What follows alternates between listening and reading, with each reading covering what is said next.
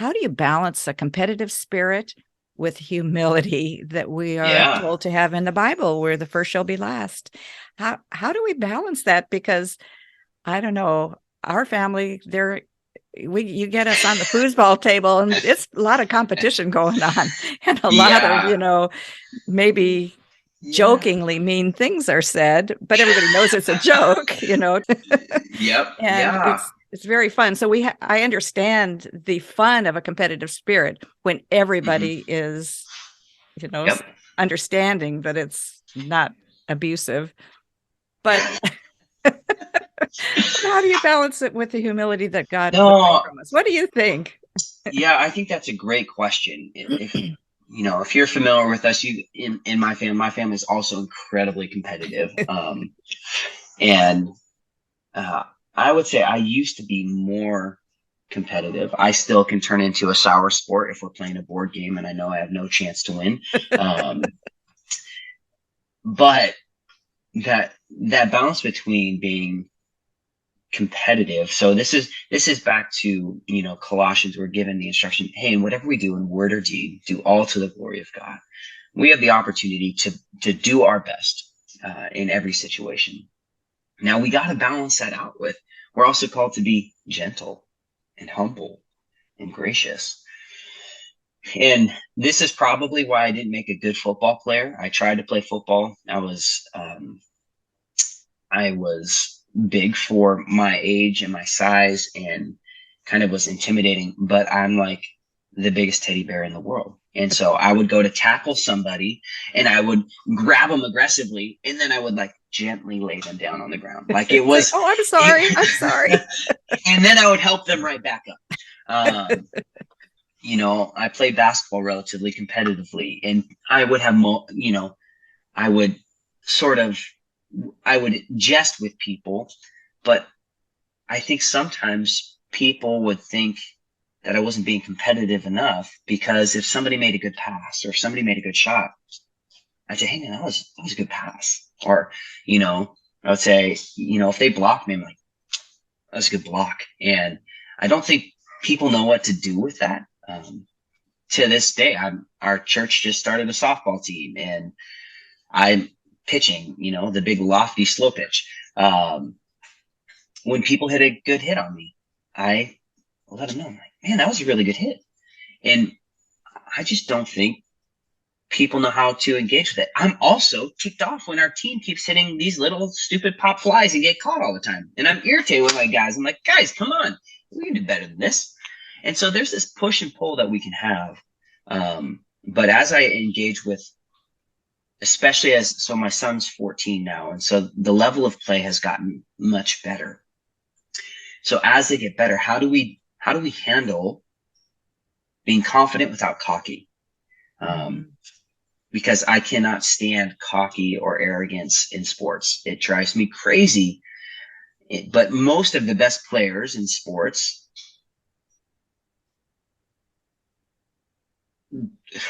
they cross that line regularly. And it drives me nuts.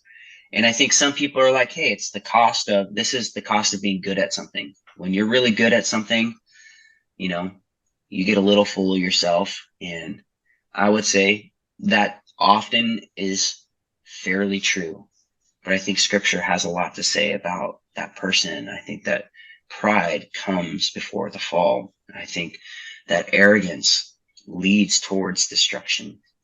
And so my goal with my players that I have, especially those who tend towards being cocky or arrogant, is to regularly, I'm more forceful with them. I remember I had one of my kids this last year. Um, he started kind of arguing with the umpire about a call that was made. And I called time and I pulled him to the side, but in front of everybody, let him know this is not who we are. This will not happen again. You will go to the bench. He's the umpire. You are not. We Mhm. need to respect the calls that are made and instead hit the ball. And uh, and so I, it's something that we've got to be cautious of. But I think the other side's important too. And it's interesting because this is, again, some of the beauty of sports, because this plays over into so many areas.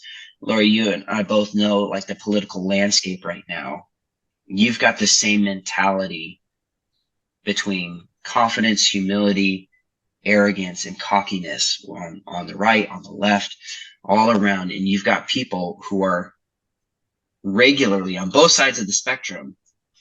They are way over into the arrogant and the cocky space. And how effective do they become at communicating either what they're trying to communicate or who God actually is?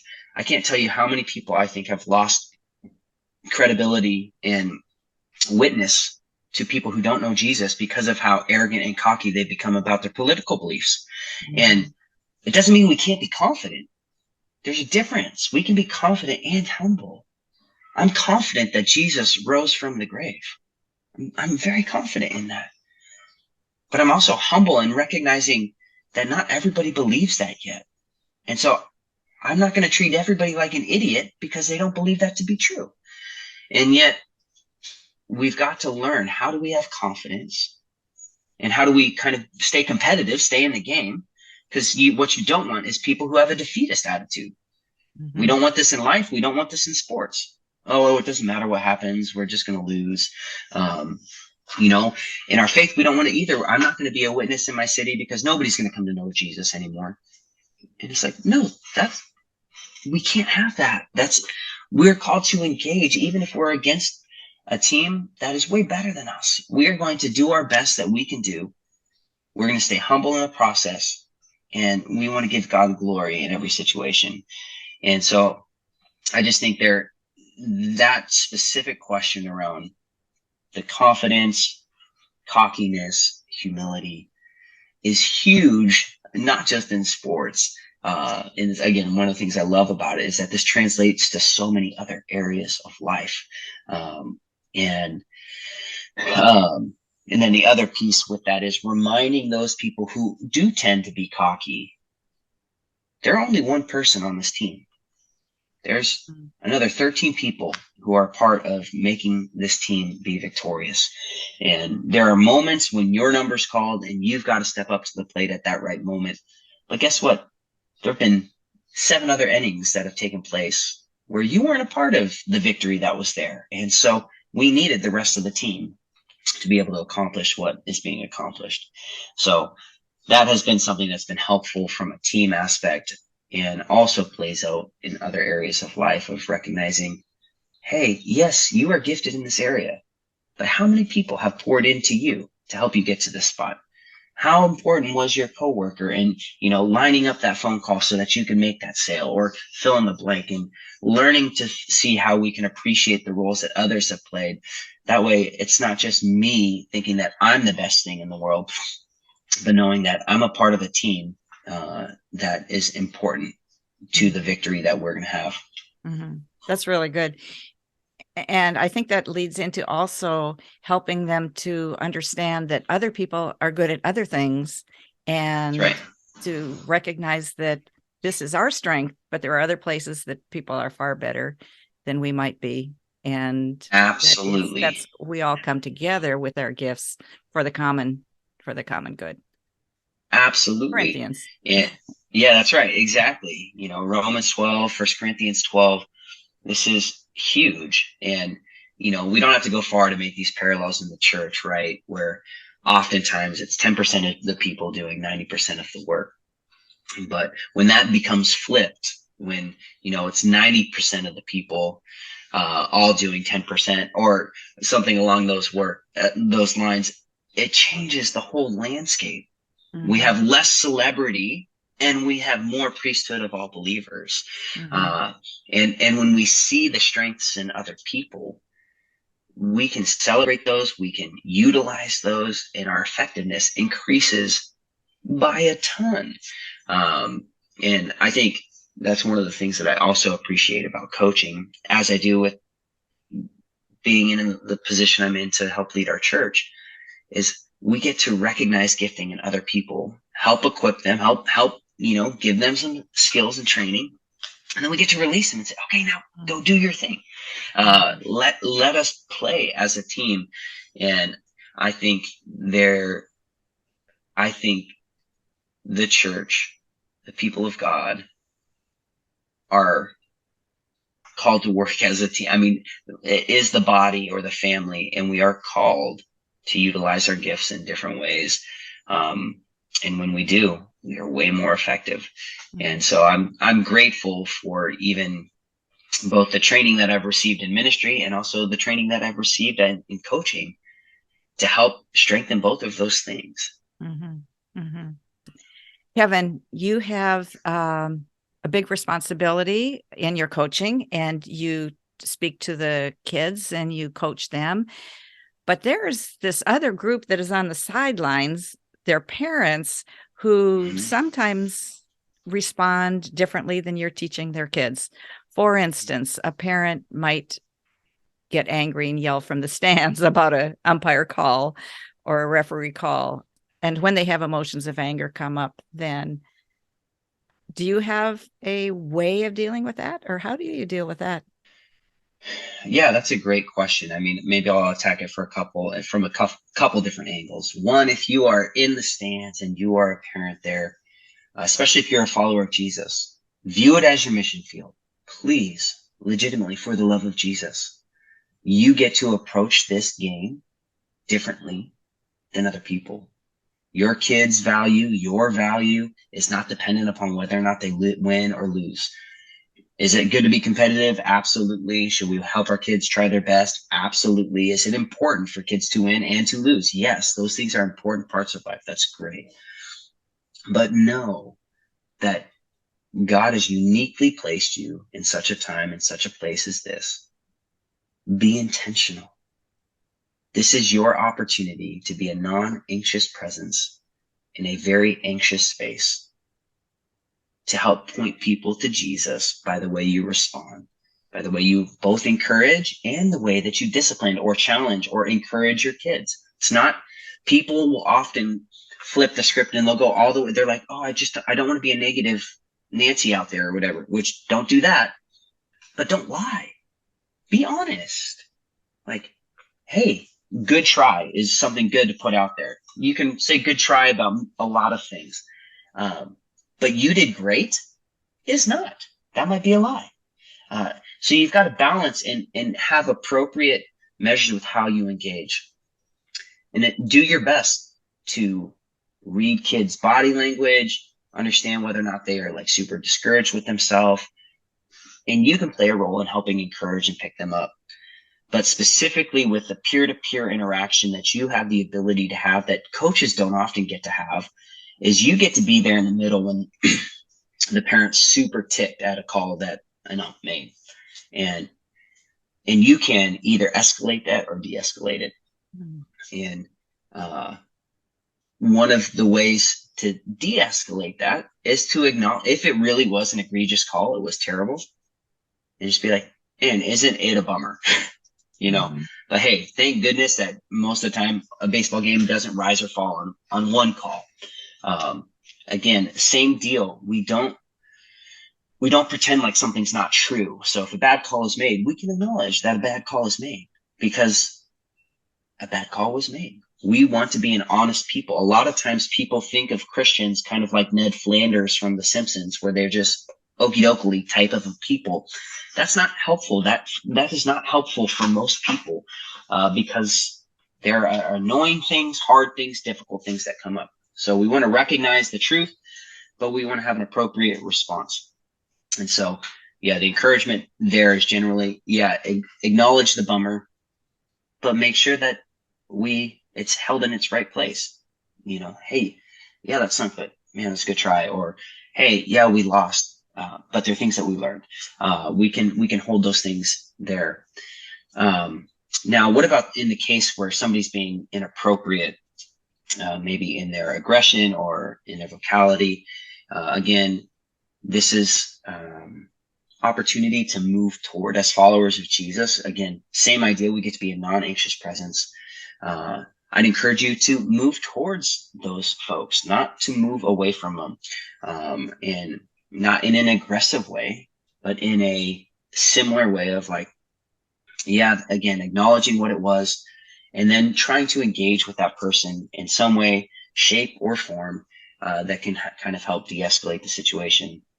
But those are unique places. What primarily is at your disposal is opportunity to get to know people's stories on the baseball field. Some of these families, if you're going to continue to play baseball or soccer, you might see these families for years. So you get the opportunity to build some sort of relationship with them. You don't always get to decide what that will be, but you get the opportunity to have a conversation, learn something about them. And don't make it just about the kids. Learn something about the mom or the dad. Engage with them. No, again, all of this comes down to recognizing that all of life is worship. You have the opportunity to be a light in a dark place. And it doesn't take much for Christians to stand out in a positive way in an unstable Pinto game where, plenty of things can go wrong, including players tackling players on the same team, not because they're angry, just because they're bored. And with that, learn to laugh a lot. Laughing will help de-escalate and take down some of the seriousness. But I so badly desire Christian families who are involved in sports and athletics to know that this is a mission field. This truly is an opportunity. It is a common space. Where else can you be with people who are very different from you and it not be awkward and be next to them for 2 hours where people are sitting on blankets or sitting on chairs and have the opportunity to engage? There's not that many places in our community to gather like that, unless you're at like a bar or church. But at church, we're around people who are like us.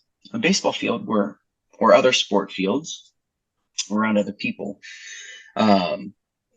So I think that would be some of my big encouragement to parents in those spaces. And then as a coach, having to deal with irate parents is something that we have to deal with on occasion. And for me, it's we have to be direct. We have to, again, not beat around the bush. There's just certain things that are behaviorally appropriate and not. And so if people are being inappropriate, I've got to tell them that either they have to leave or they can't do this. I've never had to tell somebody they have to leave. I just have to tell somebody. I've had to tell people very clearly, knock it off. That's inappropriate.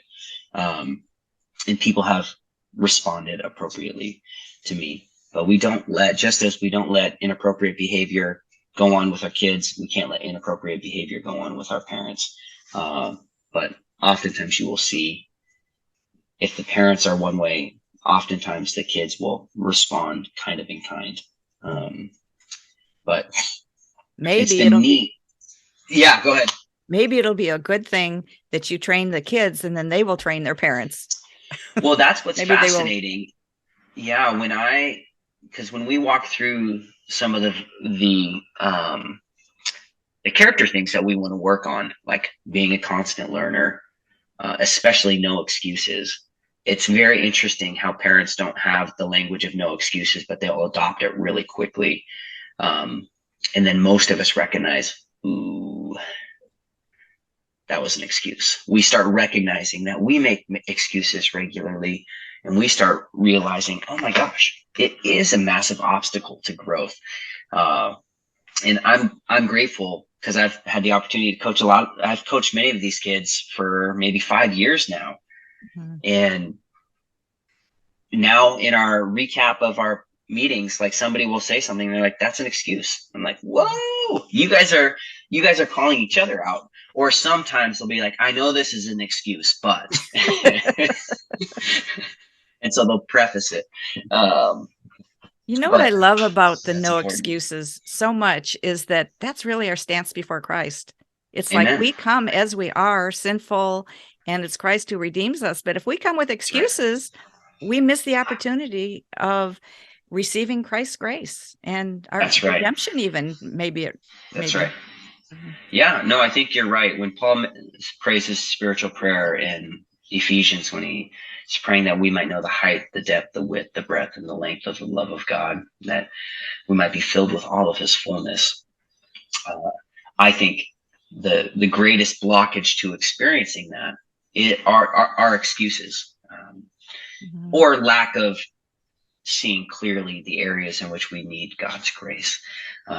And so I do think there's there are legitimate reasons why certain things happen, but we need to be cautious to not let those excuses relegate our responsibility, or negate our responsibility. And that's what I'm trying to help teach our kids, And so whether it's fairly common, if it's a close game, people will want to try and blame umpires for losing a game. And oh, it's not an umpire's fault that we ever lose, no matter how bad the umpire is. And there are other reasons why we're in this spot. And is it valid that the umpire was bad? Yes. Am I going to contact somebody about the officiating being poor? Yes. But is it the reason why we lost the game? No, not entirely. Did it play a factor? Sure. But if I just blame the umpire, I'm not going to grow from this experience. I'm going to recognize humans are fallible and we've got to keep moving. If I let that dominate me, I'm just going to swirl and not learn from this opportunity. Instead, we get to move forward, and thank goodness we get more opportunities.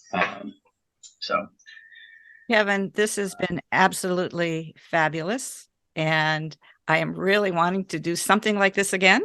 And yeah, that'd be we'll great. figure out what. Yeah. But I am so grateful for you to Yeah. take your busy morning and spend it with me here on this and with all of our listeners. I think that Yeah, they well, will I'm be very, very enriched from what you so had to say. grateful to do it. And if I could just encourage folks out there, whether it's sports or some other community engagement piece, whether it's dancing or whether it's, um, Cub Scouts or Boy Scouts or something along those lines. Um, I just want to encourage you, if you're listening to this as a follower of Jesus, help your kids engage in peer-to-peer relationships. Mm. And um, are it's more difficult than ever for friendships to occur, especially embodied friendships. And so I believe our kids need more opportunity to engage in embodied relationships with people. Everything's moving digital so fast. Mhm. Even high schoolers these days, they don't actually, they play video games together, but they don't even do it in person anymore. They do it online or they text. Mhm. And friends, I just want you to know that Jesus didn't come down in digital format. He came down in embodied presence. He's Emmanuel, God with us. And I think we need to help train our kids to be with others and not with people who are just like us. And so whatever it is, if it's baseball, basketball, soccer, crocheting, knitting, 4-H, help your kids be involved in embodied relationship with others, please. And you will enjoy it too, but you have to understand it will come at a sacrifice. You Mhm. can't, it takes effort. It really does. And it takes time, and that's okay. It's worth it. Because if your kids learn how to be good friends to others, it will potentially have eternal impact on many, many other people's lives. Mhm. For me, sports was an avenue for that. I still have vivid memories once I was in high school. I had like a small line of people waiting to talk to me on buses to ask me questions about what was okay and what was not okay. And I got to share the gospel with a number of people in my high school growing up. And I know it's a different time, but these relationships, these embodied relationships matter, and our kids need it. This world needs it. Those far from God, they need somebody who will help show them that they're valuable and made in the image and they're worth being in relationship with. Mhm. Wow. Very good way to close. Thank you so, so much. And Yeah, yeah, this was really, this was great. Thank you. absolutely. Thank you, Lori.